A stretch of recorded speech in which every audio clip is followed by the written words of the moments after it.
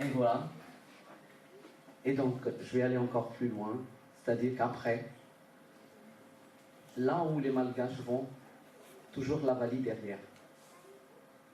Et le Yiragas que vous avez entendu et vu tout à l'heure, c'était pas du tout fait avec l'accordéon qui était venu après, où maintenant on peut voir les joueurs de Yiragas avec les trompettes et les trombones.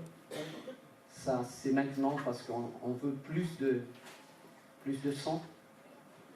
Mais les Yiragas avant, c'était que des joueurs de Wali derrière. Comme ils étaient nombreux, donc on entend loin, avec des tambours typiques malgaches et tout. À l'arrivée, même les costumes, c'était malgaches, mais rouges. À l'arrivée des Anglais, qui étaient venus avant les Français.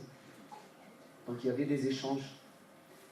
Et les Anglais appréciaient vraiment cet art. Et donc, du coup, il y avait des échanges. Eux, ils avaient pris les anciens Wali et en même temps les costumes et les tambours. En contrepartie, les Malgaches avaient imité leurs costumes en rouge, mais militaires.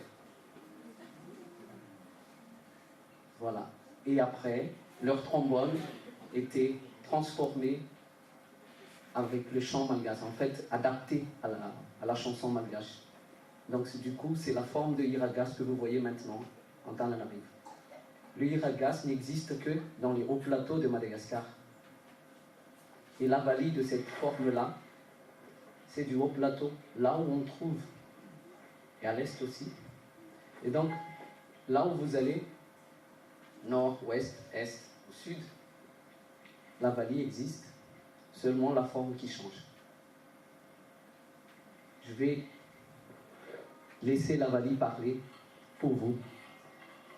Cette Wali-là, elle va raconter l'histoire d'une fleur sauvage de Madagascar, qui s'appelle Vunnavuk. C'est une fleur très résistante et puis il supporte toutes les intempéries. Il ne fleurit que tous les 7 ans. Et quand elle fleurit, c'est vraiment magnifique. Vous connaissez tous, je pense, pour les Malgaches, aider les autres. Lamaku! Lamaku! Haverenu! Haverenu! Tu me sens moi! Haverenu! Lamaku! Lamaku!